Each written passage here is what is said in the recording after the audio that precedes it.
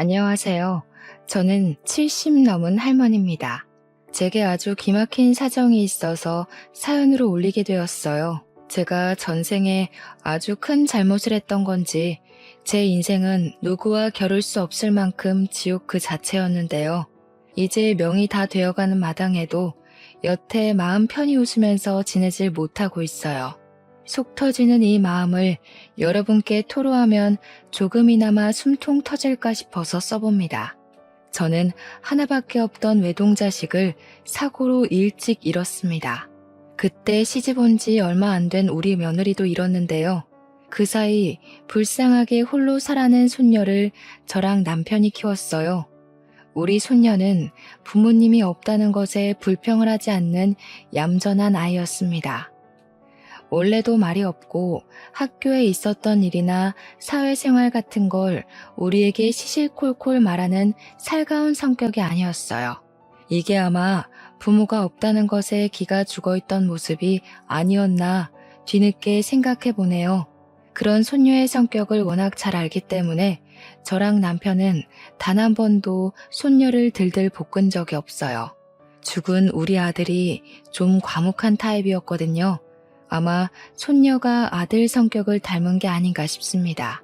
남편은 손녀가 말 안 해도 알아서 잘한다고 늘 믿는 사람이었는데 저는 그래도 내 손녀 일이니까 손녀의 일상이 늘 궁금했고 손녀의 삶을 알고 싶었어요. 근데 참았죠. 그거 하나 참는 게 얼마나 힘이 들었는지 모릅니다. 그래서 사실 손녀에 대해 그렇게 아는 것은 많이 없었어요.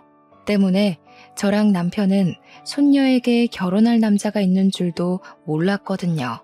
어느 날 손녀가 결혼할 남자가 있다면서 만난 지 3년이 된 사이라고 했을 때 저도 남편도 많이 놀랐습니다. 얌전할 것만 같은 우리 손녀가 연애도 하는구나 싶어서 기특했다고나 할까요? 또 한편으로는 죽은 내 아들과 며느리가 참 많이 생각났어요. 이렇게 우리 손녀가 커서 결혼하려는 걸 같이 보고 기뻐했어야 하는데 싶은 생각이 들더라고요.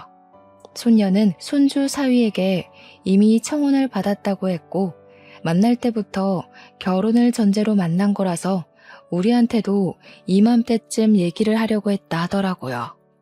손녀의 계획에 우리도 있다는 건 그저 고맙고 기쁜 일이었습니다. 손녀가 야무지게 준비해온 계획을 우리 앞에서 늘어놓을 때 저랑 남편은 그랬구나 하면서 주말에 손주 사위 데려오겠다는 손녀의 말에 고개를 끄덕이기만 했어요. 그리고 며칠 안가 손녀는 정말로 손주 사위를 데리고 집으로 왔습니다. 데려온 사위는 생각보다 키가 작았고 좀 왜소한 편이었어요. 손녀를 지켜주는 남자라기보다는 친구 같은 남자라고 하는 게 좀 더 잘 어울리는 느낌이었다고 할까요? 어쨌든 제가 생각했던 듬직한 느낌은 아니라서 솔직히 첫인상은 별로였습니다. 하지만 첫인상은 첫인상일 뿐이지 않습니까? 사위 말투나 태도는 제가 본 남자들 중에 100점짜리였습니다. 손녀에게 보이는 배려도 그렇고 어른을 대하는 말씨도 그렇고 어디 하나 모난 곳이 없는 총각이었어요. 손주 사위를 보면서 사돈되는 사람들이 아들을 어쩜 이렇게 잘 키우셨나 제가 그 생각을 제일 먼저 했다니까요. 현지 손에 물 한 방울 안 묻히겠다는 약속은 감히 못 드리지만 적어도 현지가 제일보다 뒷전이 되는 일은 없을 거란 건 꼭 약속드릴게요. 손주 사위의 다짐은 가식적이지도 않고 진솔해서 더 마음에 들었고 남편은 그저 손녀의 선택이라면 다 존중을 하는 사람이라 그 시간에 첫 대면은 서로 좋았습니다. 그리고 몰랐는데 정말 고맙게도 사돈되는 쪽에서 우리 손녀를 엄청 예뻐했다고 하더라고요. 우리 손녀한테 첫 만남에 금팔찌를 해줬다는데 저랑 남편도 손주 사위에게 뭐 하나 안 해줄 수 없어서 다음날 전자기업에서 일을 하고 있는 손주 사위를 위해 비싼 시계를 하나 선물해 줬습니다. 이미 시작 전부터 양가 전부 분위기 좋았고 그 분위기를 타서 상견례를 하게 되었어요. 상견례장 입구에서 만났는데 초면인데도 불구하고 사이좋게 입장까지 했습니다. 역시나 분위기는 좋게 흘러갈 수밖에 없었고 예비 사돈들이 그 자리에서 우리 손녀를 많이 신경 써줘서 너무 고마울 따름이었어요. 우리 손녀가 잘 웃는 성격이 아닌데 그 손주 사이랑 사돈과 있으니 참 예쁘게도 잘 웃더라고요. 그거면 저랑 남편도 당연히 행복했고 충분하다고 생각했습니다. 그래서 결혼식도 무사히 이뤄졌죠. 그렇게 행복하게 독립을 시작했던 우리 손녀가 출산까지 하게 되었고 제가 손녀 집에 들락날락하면서 손녀의 뒷바라지를 좀 해줬어요. 마냥 아기 같던 손녀가 아기를 낳았다고 하니 걱정되는 게 이만저만이 아니었거든요. 손주 사위도 워낙 일로 바쁘니까 혼자 있는 손녀는 제가 챙기는 게 여러모로 도움될 것 같았어요. 그래서 손녀에게 한약도 지어가고 밥도 챙겨가고 그랬죠. 물론 손주 사위 것까지 말이죠. 그렇게 아무 걱정 없이 10년 정도가 흘렀습니다. 그동안 증손자는 어느 정도 커서 의젓한 초등학생이 되었고 손녀는 초등학교 아이의 학부모가 되었다 보니 아무래도 연락이 뜸해졌어요.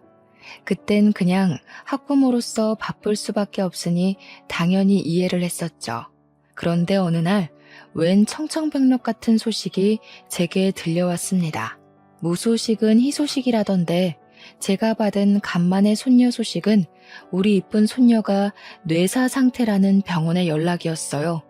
너무 놀라서 병원으로 바로 갔는데 손주 사위 말로는 제 손녀가 뺑소니로 사고가 나서 식물인간 되었다고 하더라고요. 어떻게 이런 일이 있을 수가 있는지 손발이 너무 떨렸습니다. 손녀 엄마 아빠도 교통사고로 죽었거든요. 그런데 손녀마저 교통사고로 몸져 누워있는 모습을 보니 너무 겁이 났어요. 꼼짝 않고 누워있는 손녀 손을 잡고서 손녀 이름을 부르고 할머니 왔다고 인사를 하면서 얼마나 울었는지 모릅니다. 그날로 제 집은 손녀가 있는 병실이 되었어요. 남편이 지내기엔 여자 병실이라서 남편은 잠만 집에서 자고 병실로 출퇴근했습니다. 정말 손녀를 지극정성으로 간병을 했지만 의사 말로는 의식을 찾을 확률 적고 찾더라도 평생 장애를 갖고 살아야 될 거라고 하더군요. 그럼에도 저는 성심성의껏 손녀를 보살피며 언젠가는 다시 웃으면서 할머니 해주길 바랬습니다. 죽은 아들과 며느리한테도 우리 손녀 좀 지켜달라고 살려달라고 무수히 빌었죠. 그렇게 시간이 좀 지나고 나니까 문득 깜빡하고 있던 증손자가 생각이 났는데요. 저는 손주 사위한테 전화를 해서 증손자는 엄마 없이 요즘 어떻게 지내냐고 밥은 챙겨 먹고 학교 가냐고 소식을 물었습니다. 다행히도 증손자는 사돈댁에서 봐주고 있다고 하더라고요. 그런데 말입니다. 당시 초에는 정신이 없어서 잘 몰랐는데 나중에 생각해보니 사돈댁은 우리 손녀가 이렇게 됐는데 전화 한 통 없는 게 이상했어요. 사돈들한테 전화를 해봐도 전화를 받지도 않더라고요. 처음엔 두 분이 다 바빠서 그런 줄로만 알았습니다. 그런데 며칠이 지나도 연락이 안 되길래 저는 결국 남편한테 손녀를 맡기고 손녀 집을 찾아갔어요. 그리고 거기서 손주 사위의 불륜을 목격하고 말았습니다. 손주 사위는 제가 온 것에 놀라 허겁지겁 정리해서 나왔지만 저는 이미 신발장에 있는 여자 구두를 보았고 그걸 본 이상 의심을 안 할 수가 없어서 집 안으로 밀고 들어갔어요. 정말 어처구니 없게도 제 의심이 들어맞더군요. 손주 사위가 딴 아가씨랑 저녁 먹고 있는 자리를 봐버렸지 뭡니까. 손주 사위가 당황해하며 해명하려고 하길래 저는 바로 귀싸대기를 날렸어요. 자네 지금 제정신인가? 내 손녀가 사고 나서 누워있는데 어떻게 이런 짓을 벌일 수가 있어? 자네 마누라가 하루 이틀 고비를 넘기고 있는데 이러고 있다는 게 말이 돼? 여자가 보는 앞에서 제게 뺨 맞은 손주 사위는 그게 그렇게 기분 나쁘고 자존심 상했나 보더라고요. 다짜고짜 대답도 없이 저를 끌고 집 밖으로 내쫓아버리는 거 아니겠습니까? 상황 잘 아셨으면 현지 도장이나 갖고 오세요. 솔직히 멀쩡한 사람 붙잡고 식물인간 옆에 붙어서 평생 보자나 하라는 건 그냥 인생 망하라는 소리잖아요. 저 현지랑 이혼할 겁니다. 젊은 세월 병자한테 인생 바치는 수뇌부 짓은 하고 싶지 않네요. 손주 사위는 어느새 얼굴색이 돌변해 있었습니다. 제가 변해버린 손주 사위에게 악을 쓰고 덤벼도 할머니로서 젊은 남자의 힘을 이기긴 무리였어요. 끝내 저는 손주 사위 뺨을 때린 것 말고는 아무것도 못하고 현관문 밖으로 패대기 당했습니다. 사돈댁은 여전히 연락 안 되고 그 사람들 집은 어딘지 몰라서 찾을 수가 없었어요. 이 사실을 남편에게 말을 해도 뭘 모르는 우리는 어떻게 손을 쓸 수가 없었습니다. 그 와중에 그런 괴물 같은 집안에 있는 우리 증손자가 너무 보고 싶었어요. 증손자가 너무 걱정돼서 저는 증손자라도 우리가 데려오자고 생각을 했죠. 그래서 애 초등학교까지 찾아갔는데 불행하게도 증손자는 만날 수가 없었습니다. 어머, 모르셨어요? 준영이 저번 달에 베트남 갔어요. 아버님께서 유학 보내신다고 하길래 진작에 떠났는데요. 느닷없이 베트남은 또 뭐고 어른들도 잘 가보지 않은 낯선 나라에 어린 증손자가 왜 유학을 가 있는 건지 이게 손주 사위 짓이라니까 속셈이 있다는 걸로밖에 안 보이더라고요. 저는 바로 손주 사위한테 연락해서 증손자가 베트남에 갔다는 거 뭔 소리냐고 따졌습니다. 그러자 손주 사위는 그저 제 연락을 귀찮아했어요. 도장 얘기할 거 아니면 연락하지 말라면서 즉 손주에 대해 아무것도 알려주지 않았습니다. 그리고 여기서 또 괘씸했던 건 우리 손녀 보험금이었어요. 우리 손녀가 식물인간이니 손주 사위가 손녀의 사망보험금에 어느새 눈독을 들이고 있었나 보더라고요. 만약에 손녀가 이대로 죽어버리면 법정 상속인에게로 보험금이 넘어가는데 그게 배우자와 자녀에게 분할해서 넘어가도록 되어 있다고 하대요. 손주 사위는 저희가 손쓰기 전에 이미 자기 혼자 사망보험금을 다 챙겨 먹으려고 꼼수를 부리고 있었습니다. 상속인 전원이 동의하지 않는다며 일부러 지급을 미루고 있다가 증손자를 해외로 빼돌리고 나서 자기 혼자 보험금을 다 타먹으려고 미리 대기하고 있던 중이더라고요. 어쩜 까도 쓰레기 같은 면모가 계속 나오는지 몰라요. 제가 몇 번이나 손주 사위 집을 찾아가서 따져봤지만 저만 주민신고 당할 뿐이었어요. 행복했으면 좋겠다고 멀리서 응원했던 우리 손녀의 결혼인데 손녀가 이렇게 망가진 걸로 모자라 손녀를 그렇게 사랑하던 손주 사위는 이 사실을 몰라라 하고 사돈은 연락도 안 되고 돈은 돈대로 못 받고 증손자도 못 보고 제겐 자식과 며느리를 잃었을 때보다 더 큰 지옥의 시간이었습니다. 그러나 역시 별 수가 없어서 손 놓고만 있어야 했어요. 변호사를 알아보려고 해도 상간소송 말고는 손주 사위에게서 법에 걸리는 게 딱히 없다는 답변만 들었습니다. 내 손녀를 이렇게 망쳐놓은 인간에게 아무것도 할 수가 없다니 얼마나 속이 터졌는지 모릅니다. 그래서 저는 아무런 소용없는 짓이라도 우리는 불쌍한 손녀의 억울한 사정을 조금이나마 풀어주기 위해 늘 손주 사위집 주변을 맴돌았어요. 그 덕분에 알게 된 새로운 소식이 있었는데요. 손주 사위한테 재혼할 아가씨가 있다는 걸 목격했지 뭡니까. 지난날 손녀 집을 찾아갔다가 본 여자는 아니었어요. 새로운 여자였는데 우리 손녀처럼 청초하고 순해 보이는 아가씨였습니다. 그러거나 말거나 정말 이 또한 기가 막히지 않습니까? 우리 손녀랑 이혼을 한 것도 아니고 누구는 인생 망가져서 죽을 둥 살둥하고 있는데 저놈은 새 장가갈 준비를 하고 있다뇨. 그때부터 더한 악에 바친 저는 손주 사이가 아닌 그 아가씨를 뒤를 쫓아고 생각을 했어요. 그러다가 아가씨가 어디 살고 있는지를 알게 되었죠. 남편이랑 같이 고민 끝에 그 아가씨 집을 찾아갔습니다. 용기 있게 아가씨 집을 찾아갔지만 도덕적인 방법이 아니란 걸 알기에 차마 몹쓸 짓 하는 건가 싶어 망설이게 되었어요. 그런데 그때 아가씨 엄마로 보이는 사람이 우리 보고 누구냐고 물으며 다가오더라고요. 어쩔 수 없는 상황에서 저랑 남편은 용기를 냈고 그분에게 할 말이 있어 찾아왔다고 일렀습니다. 아가씨 엄마는 흔쾌히 우리를 집으로 안내해 주었어요. 우리가 유독 안절부절 못하면서 한숨을 몇 번씩이나 쉬자 따뜻한 차까지 대접해 줬습니다. 느낌상으로도 너무 좋은 사람들인 걸 알겠더라고요. 이렇게 좋은 사람들이 그 괴물 같은 집과 연이 닿아서 저희와 마찬가지로 지옥을 경험하게 하고 싶지 않았어요. 반드시 손주 사위의 새 장가를 망쳐놓겠다 마음을 먹었죠. 그런데 하필 그때 아가씨한테서 아가씨 엄마에게 전화가 왔는데요. 저희가 있으니까 아가씨 엄마가 전화를 빨리 끊더라고요. 딸인가 봐요. 목소리가 곱고 예쁘던데 얼마나 애지중지 키우셨을까. 아직 한 집에서 같이 살고 있나 보죠? 예.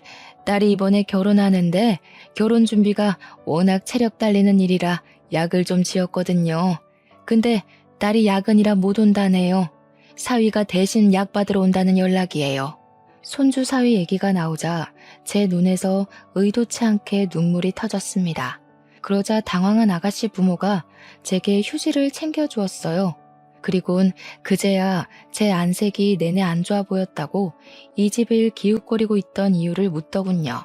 남의 집 함부로 엿본 건 죄송합니다. 저희가 사정이 있는데 이 집에 연락을 할 방법은 없고 너무 급한 마음에 직접 집을 알아보게 됐어요. 다름이 아니라 혹시 사위 될 사람 이름이 김동근 씨 맞습니까? 어머, 우리 사위를 어떻게 하셨어요? 저희 사위랑 아는 사이세요? 사위한테서 조부모님이 있다는 얘기는 못 들었는데. 일단 저희가 집을 제대로 찾은 건 맞았어요. 그리고 남편이 곧장 손주 사위를 정말 좋게 보고 있는 아가씨 부모에게 손주 사위의 실체를 입을 열려고 했죠. 그런데 그때 또 한 번 전화가 울렸고 아가씨의 엄마는 발신인을 보더니 우리한테 양해를 구했어요. 장모님, 저 5분 뒤에 도착해요. 정연이가 같이 못 오게 돼서 한약 받으러 저 혼자 가는 중이거든요. 말씀 들으셨죠? 그래, 알고 있어. 그런데 지금 자네 조부모 되시는 분들이 아무래도 아가씨 엄마가 우릴 손주 사위의 조부모로 본 듯했습니다. 그래서 성질머리 더러운 손주 사위에게 지금 상황을 밝히는 건 위험하다고 판단했던 제 남편이 급하게 아가씨 엄마의 휴대폰을 뺏어버렸어요. 그리곤 전화를 황급히 종료했습니다. 따님이랑 그놈이랑 결혼시키지 말란 소리 하러 왔어요. 그놈 제 손녀랑 결혼했던 놈입니다. 우리 손녀가 그놈 때문에 지금 사경을 헤매고 있어요. 아가씨 부모는 당연히 우리가 하는 소리가 느닷없고 당황스러웠을 겁니다. 두 사람 표정이 딱 그렇다고 설명을 해주길래 저희는 더 깊은 설명을 해주고 싶었어요. 그러나 곧 손주 사위가 온다는 사실에 그 녀석과 마주칠까봐 겁이 나서 한시라도 빨리 자리를 떠야 했어요. 저랑 남편은 한 번 더 그들에게 딸내미 결혼시키지 말라고 당부하고는 현관으로 이동을 했습니다. 그러자 아가씨 부모가 그냥 이렇게 가는 게 어딨냐고 신원도 안 밝히고 제대로 된 설명도 없이 갑자기 결혼시키지 말라고 하면 그거 누가 믿냐면서 다급하게 붙잡더라고요. 제 남편은 긴 말할 시간이 없어서 소매 한쪽을 걷더니 팔에 난 멍자국을 보여줬습니다. 내가 우리 손녀 누명 벗겨주기 전에 사위놈한테 맞아 죽을까봐 오래 있을 수가 없네요. 딸 살리고 싶으면 우리한테 연락해요. 남편 몸에 난 멍자국은 저도 몰랐던 건데 남편도 손주 사위를 몇 번 찾아갔었나 보더군요. 아가씨 집을 나오고 제가 따로 물어봤더니 남편이 손주 사위 직장을 한번 찾아갔었다네요. 그것 때문에 손주 사위가 개인적으로 보자는 장소로 갔다가 두들겨 맞았다고 하는 거 아닙니까? 그 녀석이 당신한테 손찌검까지 했단 말이야? 어떻게 그놈이 우리한테 이럴 수가 있어?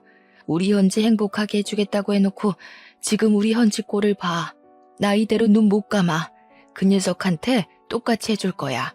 남편까지 그 녀석한테 맞았다고 하니 너무 속이 상해서 미칠 것 같았습니다. 남편은 그저 오히려 잘 됐다는 소리만 했어요. 병원 진단서 있으니까 나중에 고소할 거라고 말이죠. 그렇게 다음날 저는 진짜 복장 다 터져버리는 줄 알았습니다.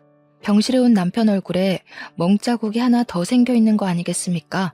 깜짝 놀라서 어떻게 된 거냐고 걱정하며 물었더니 손주 사위가 우리가 아가씨 집 찾아갔던 걸 눈치채고 새벽에 남편 혼자 자고 있는 집으로 쳐들어왔다고 하더라고요. 남편한테 수작 부리지 말라고 협박하고 갔다는데 어떻게 사람의 탈을 쓰고서 이런 짓을 벌일 수가 있단 말입니까? 날이 가면 갈수록 손주 사위는 정말 양심의 가책이라곤 전혀 없는 괴물 같았어요. 손주 사위가 어떤 놈인지 알아가는 게 저한테는 당연히 고통이었는데 문득 그런 생각이 들더라고요. 제가 평생 그들이 불행하도록 목숨 다 바칠 생각이지만 한편으로 남아있는 식구를 지키기 위해서라도 그만 내 손녀를 이혼시켜야 하나 하는 생각 말이죠. 저랑 남편처럼 힘없는 노인네들이 젊은 남성의 힘과 지략을 어떻게 따라잡고 혼을 내주겠습니까? 그래서 저 혼자 남편한테는 말 못하고 수천 번 고민을 했어요.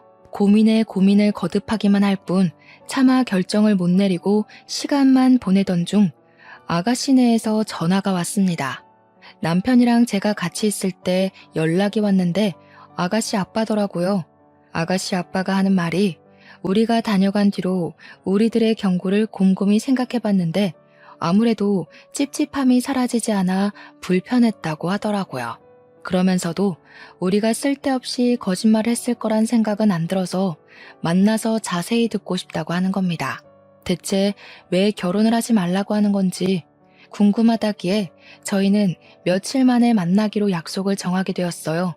그리고 아가씨 부모는 이 사실을 아가씨한테도 말했나 보더라고요. 결혼하기 전에 찜찜한 걸 해결하지 않으면 결혼하기 어려울 것 같아서 딸한테 알렸다고 했고 딸도 같이 저희를 만나고 싶어 한다고 했습니다. 아가씨 부모는 우리가 손주 사위를 무서워했다는 걸 기억해줘서 낯선 장소에서 따로 만날 자리를 마련해 주었어요. 너무 늦은 시간이었던지라 저는 손녀를 지키며 병실에 있었고 남편 혼자 그곳으로 떠났어요. 그런데 한 3시간 뒤쯤이었나 병원에서 전화가 오는 겁니다. 그 연락은 다름 아닌 우리 남편이 사망했다는 소식이었어요. 너무 놀라서 손녀 병원으로 실려온 남편에게 달려갔습니다. 남편은 물에서 건져진 사람처럼 다 젖은 채로 눈을 감고 있었는데 소방관 말로는 물에 빠져있는 남편을 지나가는 사람이 보고 신고했다고 하더군요. 저는 남편을 붙잡고 울면서도 왜 남편이 이렇게 됐는지 이해가 안 갔어요.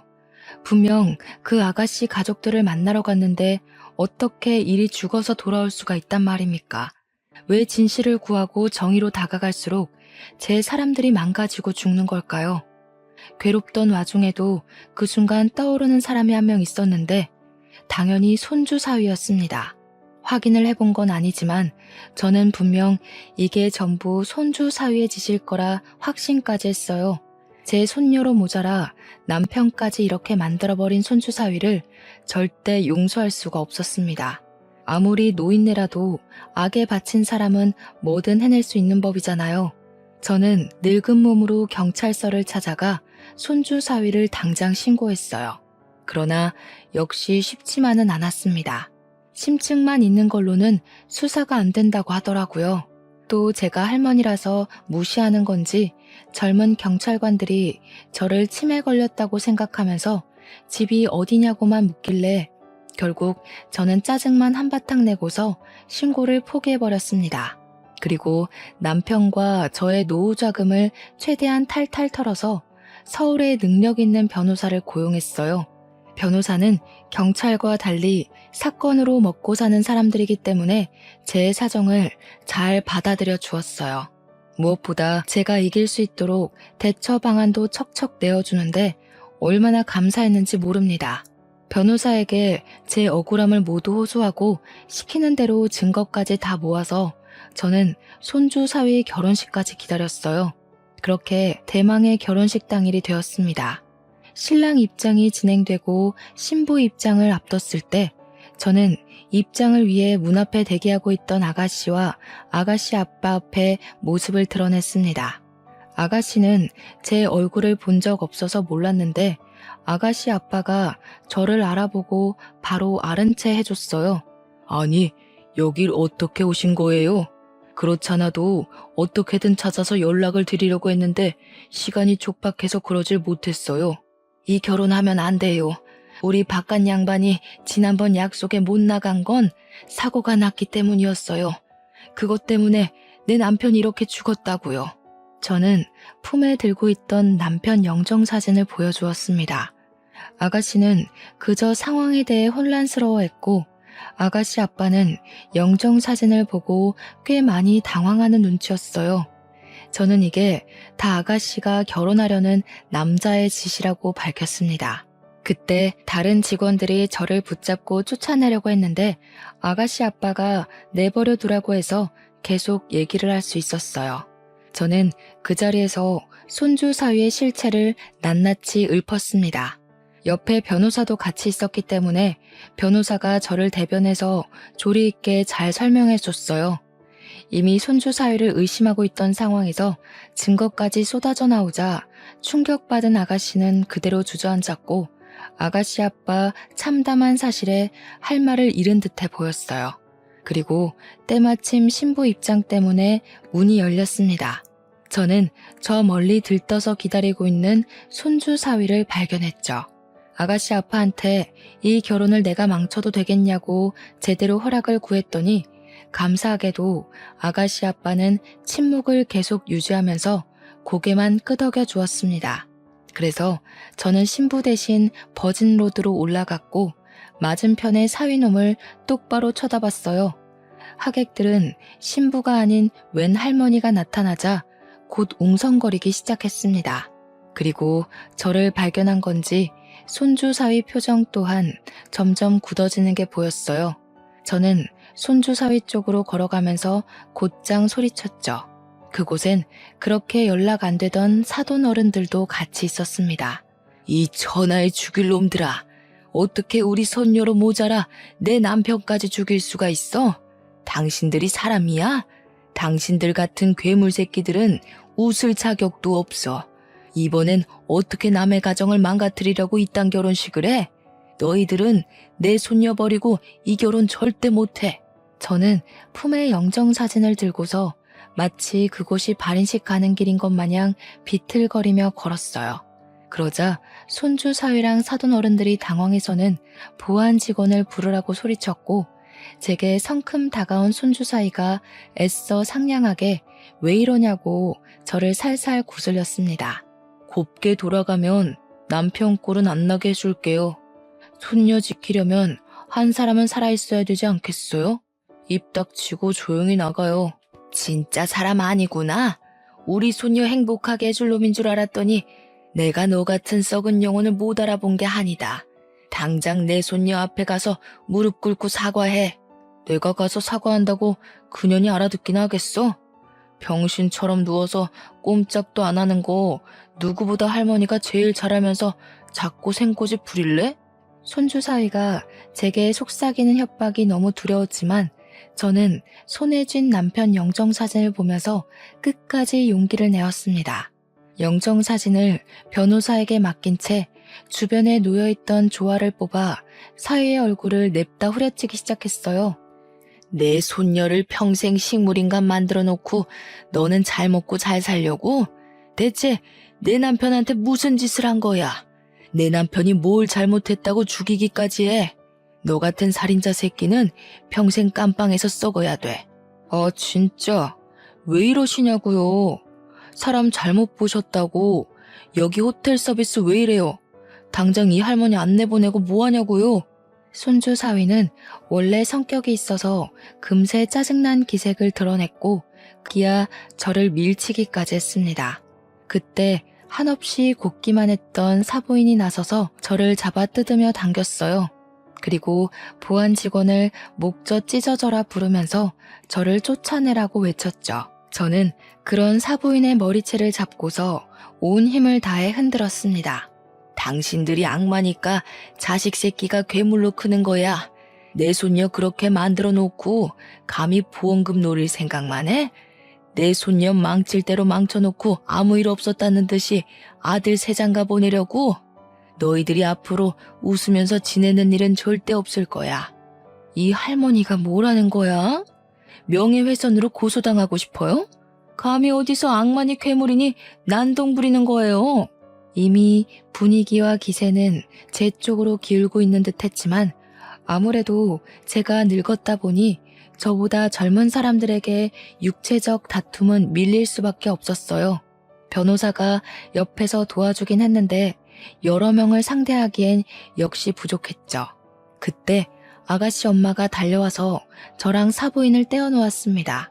그리곤 아가씨 엄마가 사부인한테 으름장을 놓더군요. 무례하게 어르신한테 무슨 짓이에요? 도대체 저희한테 뭘 숨기고 있는 건데요? 우리 딸 인생까지 망가뜨려 놓고 싶었어요? 어떻게 저런 쓰레기 같은 놈을 포장해서 팔 생각을 해요? 사돈, 지금 이 할머니 말 믿는 거예요? 이 할머니 정신 나간 할머니라고요. 그렇게 감싸줄 게 아니라니까요. 저희가 무슨 사정이 있는지 모르시면 함부로 말씀하지 마세요. 사부인은 정말 뻔뻔하게 나왔습니다. 그 타이밍에 아가씨가 드레스를 들고 성큼성큼 버진로드를 걸어왔어요. 그러다 손주 사이 앞에 서서는 풀스윙으로 손주 사이에 귀싸대기를 날렸습니다. 그 덕에 모든 사람들의 이목이 한 곳으로 집중되었어요. 너, 마누라가 너 때문에 식물인간이 됐다는 것도 기가 막혔는데 애까지 있었니? 그걸로 모자라. 장인어른 되는 분까지 죽여? 하마터면 내가 사람 아닌 새끼랑 한 이불 덮을 뻔했네. 무슨 소리야. 누군지도 모르는 이 사람들 말을 믿는다고? 우리가 고작 그 정도밖에 안 되는 사이야? 손주 사위는 뻔뻔하게 사실을 부정했어요. 그러자 뒤따라 들어왔던 아가씨 아빠가 손에 쥐고 있던 서류 봉투로 손주 사위 머리통을 사정없이 후려치길 반복했습니다. 처맞던 손주 사위는 누가 자기를 때리는 줄도 모르고 있다가 버럭 성질을 내면서 아가씨 아빠한테 순간 쌍욕을 했어요. 그러다 아가씨 아빠라는 걸 알자 손주 사위가 크게 당황하더군요. 그것을 두 눈 부릅뜨고 있던 아가씨 아빠가 사위를 향해 서류 봉투 안에 있던 사진 뭉텅이를 던졌습니다. 몹쓸 놈 같으니라고. 네가 재혼인 것까진 내 뭐라 안 한다. 그런데 한 가족 인생을 완전 묵살내놓고 그걸 발뺌하려 해? 손주 사위가 아가씨 아빠에게 변명하는 사이 아가씨 엄마랑 주위 사람들이 바닥에 떨어진 사진들을 주었어요. 그건 제가 변호사랑 같이 마련했던 증거 사진들이었습니다. 우리 손녀가 식물인간채 누워있는 사진과 증손자 사진, 그뿐만 아니라 우리 손녀랑 이 자식이 혼인신고가 되어 있었다는 것과 그 둘 사이에 아들 하나 있다는 호적 사진까지 손주 사위가 이전에 어떤 사람이었는지 확인할 수 있는 모든 것들이 수많은 사진들 속에 담겨 있었어요. 그리고 한 가지 더. 제가 변호사랑 조사하면서 새롭게 알게 된 사실이 있었는데요. 식물인간 된 손녀는 뺑소니로 사고가 난 게 아니라 사실 손주 사위가 바람 피우고 손찌검했던 충격 때문에 탈진에 우울증까지 앓다가 쓰러진 거였더라고요. 뒤늦게 정신을 차리고 깨어난 우리 손녀는 이미 정상이 아니었을 텐데 손주 사위는 그저 우리 손녀가 자신이 바람 피운 사실을 빌미로 위자료를 청구할까봐 대포차를 이용해 CCTV 하나 없는 한적한 산길로 싣고 갔고 뺑소니로 위장하기 위해서 우리 손녀를 들이받아버렸던 겁니다. 이건 엄연한 살인미수 사건이었죠. 변호사가 뺑소니 사고 알아보다가 뭔가 허술한 점이 있어서 자세히 조사를 했더니 밝혀진 사실이라고 했어요. 심지어 이걸 사돈 어른들은 알면서도 우리를 외면했고 아들의 끔찍한 짓을 감싸고 돈 거였어요. 그리고 우리 남편을 처리한 방법도 마찬가지였습니다. 역시나 사위가 자신의 재혼할 여자에게 모든 진실이 폭로될까 두려워서 남편을 죽인 거였어요. 남편 입막음 하려다가 실랑이가 벌어졌고 제 남편을 기절시켜서 차에 태운 뒤 절벽 아래 호수로 떨어뜨린 거였더라고요. 이 사실은 저 또한 모르고 있다가 그 자리에서 들은 사실이었는데요. 아가씨네 아빠가 흥신소에 돈을 맡기고 뒤늦게 알아낸 정보더라고요.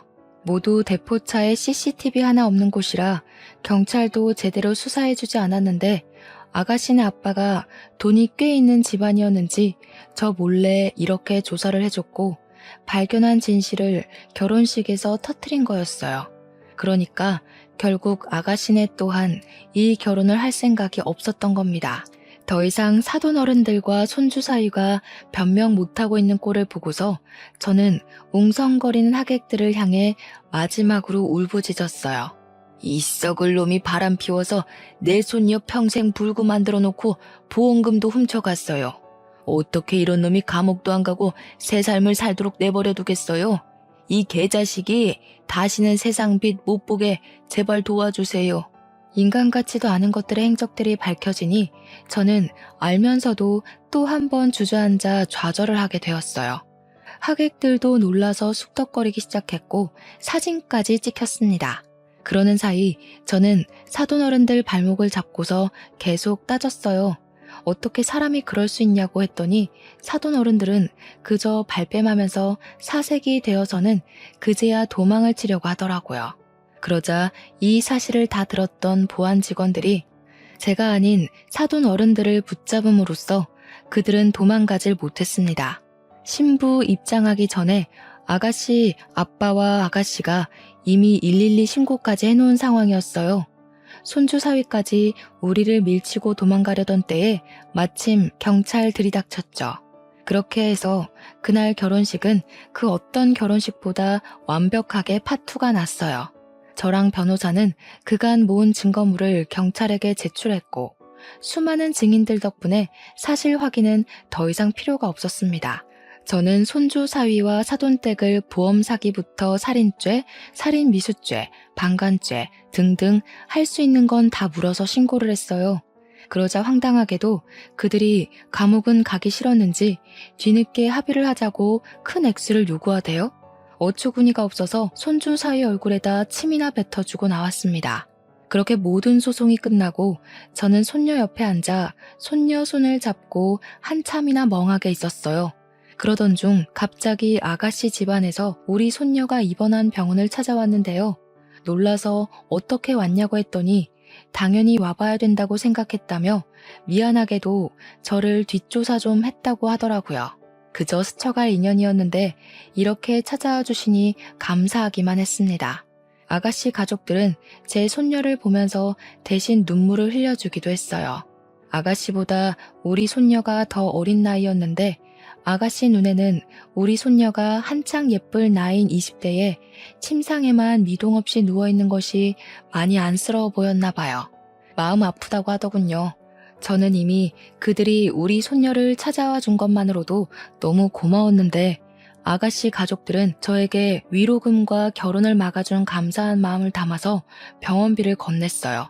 돈을 받을 생각은 없었기에 당황해서 바로 거절했더니 아가씨 아빠가 꾸역꾸역 제 손에 쥐어주더라고요. 아무리 그래도 이 돈은 받을 수가 없어서 저는 대신 다른 부탁 하나 들어줄 수 있냐고 되레 제안을 해버렸습니다. 염치 없는 거 알지만 우리 손녀한테 아들이 하나 있다고 했죠? 이 썩을 놈이 증손자 얼굴 안 보여준다고 협박을 하길래 몰래 찾아가서 보려고 하니까 학교 선생님이 우리 증손자가 유학을 갔다고 하더라고요. 베트남에요. 아마 그게 아가씨랑 결혼하기 위해서 손주 사위가 자식을 숨기려고 했던 것 같다면서 얘기를 했더니 아가씨 집안은 참담한 얼굴을 하면서 손주 사위네 식구들에게 또 한 번 실망을 표했습니다. 원래 증손자 일도 사실 아가씨네에게 부탁할 생각은 없었거든요. 하도 돈을 주겠다고 하니까 저도 모르게 다른 부탁이 튀어나가 버린 건데 고맙게도 아가씨네 집에서 우리 증손자를 찾아주겠다고 하더라고요. 해외 입양 관련 서류가 있어서 찾는 데는 그리 어렵지 않은 것 같았어요. 그들은 절차를 밟고 금세 한국으로 증손자를 데려와 제게 안겨주었습니다. 제 남편의 죽음을 위해 돈을 써주고 증손자 찾는데 돈을 써주는 아가씨 집안을 보면서 어느 정도 돈이 있는 집안이구나 그렇게 생각하긴 했었는데 알고 보니 그냥 돈이 많은 수준이 아니더라고요. 건물을 5채나 갖고 있는 건물주인 거 아니겠어요? 그 사실을 알고 나니 그 쓰레기 사이놈의 속셈까지 알겠는 거 있죠. 그놈은 건물주 집안 아가씨랑 결혼해서 성공하고 싶었던 게 분명해요. 그런데 제 남편이 자기 출세에 자꾸 방해가 되니까 죽인 게 틀림없습니다. 저는 그 쓰레기 놈을 감옥 갈 수 있게 도와준 것만으로도 고마워서 더는 그들의 배려를 바라지 않았어요. 근데 아가씨 가족들이 자꾸 저를 곤란하게 하더라고요. 자기 귀한 외동딸이 흉악범이랑 결혼할 뻔한 걸 막아줘서 고맙다는 이유로 저한테 우리 손녀 병원비를 계속 내주겠다고 하는 거 아니겠습니까? 제가 그게 부담되고 미안해서 증손자를 찾아달라고 말을 돌렸던 건데 그들은 제게 끝내 병원비를 쥐어주었습니다. 액수가 너무 상당했어요. 우리 손녀가 언제까지 이 상태로 있을지 모르니 그만한 기간만큼 경제적 지원에 구애받지 않도록 신경 써준 액수였습니다. 저는 그들에게 너무 고마워서 눈물을 펑펑 쏟았어요. 남편도 잃고 손녀까지 잃게 생긴 제게 그들은 은인이나 다름없었죠. 그리고 더 고마웠던 건 우리 증손자가 아직 중학생도 안 돼서 제가 데리고 키우려면 돈을 벌어야 되는데 그것까지 신경을 써주더라고요. 아가씨 아빠가 저더러 나이 먹고 어떻게 일을 해서 돈을 벌겠냐면서 자기가 세받고 있는 건물에 방이 하나 남으니 거기서 증손자랑 같이 살게 해주겠다고 선뜻 얘기해주는 거 아닙니까? 그리고 국가에서 조손 가정에게 경제적으로 도와주는 혜택들이 있으니 증손자는 지역 아동센터에서 학습이랑 성장에 도움되는 각종 프로그램을 지원받을 수 있도록 아가씨가 대신 알아봐 주겠다고도 했어요. 정말 손이 떨릴 정도로 감사해서 몸둘 바를 몰랐습니다. 너무 염치 없이 받기만 하는 거 아닌가 싶어서 두 손에 얼굴을 묻고 마냥 울기만 했는데 젊은 아가씨가 마치 손녀처럼 저를 안아주었어요. 할머니, 오래 사셔야 돼요. 그래야 여기 누워있는 손녀딸도 힘내서 일어나죠. 더는 할머니가 신경 쓰는 일 없도록 저희 집에서 최대한 도울게요. 저희 필요하시면 언제든지 연락하셔야 돼요. 알았죠? 어쩜 이렇게 착한 집안이 다 있는 걸까요? 불쌍한 우리 집안을 도와주기 위해 하늘에서 내려온 천사와도 같다고 느꼈습니다. 덕분에 저는 많은 힘을 얻었어요. 우리 손녀가 언제 깨어날지 모르지만 제 한 목숨 다 다를 때까지 손녀가 깨어날 날만을 기다리며 씩씩하게 살아갈 거예요. 우리 증손자 또한 깨어날 엄마가 자랑스럽게 생각할 수 있도록 아주 의젓하게 키울 예정입니다. 그리고 솔직히 제가 그들에게 해준 게 없는데 너무 염치 없이 받기만 하는 게 좀 미안해서 제 나름 그 집에 작은 보답이라도 해주고 싶더라고요. 그래서 집에서 반찬이라도 만들어 아가씨네 집에 종종 보내주곤 했어요. 나이 먹은 할머니가 괜한 짓 생각한다고 할 수도 있는데도 그 집안 사람들은 항상 고맙다고 제 덕분에 늘 영양보충 든든하게 한다면서 웃는 얼굴로 대해줬어요. 그들만 보면 저는 명이 다 끝나가는 마당에 갑작스레 이 무슨 행운인가 싶은 생각을 합니다. 쓰레기 같은 사위놈 때문에 우리 집안은 풍비박산이 나버렸지만 천사 같은 집안 덕분에 죽을 날만 기다리고 있던 이 할머니가 살아갈 힘이 생겨 놀랍기만 하네요. 사람 인생 알 수 없는 거라더니 이런 일도 생길 수 있나 봅니다. 불쌍하게 간 우리 영감. 제가 남은 생 열심히 살다가 곁으로 가게 되면 고생 많았다고 보듬어 주겠죠. 죽기 전에 우리 손녀 눈 뜨는 거 한 번만 보고 가야 할 텐데. 손녀가 꼭 제 앞에서 다시 서 있을 수 있는 그날만 고대하면서 남은 생 동안은 온 힘을 다해 애써보겠습니다. 불운이 있으면 반드시 행운도 있다는 걸 모든 분께서 늘 유념하며 살아가셨으면 해요. 묵직한 사연 들어주셔서 고맙습니다. 평안한 하루 보내세요.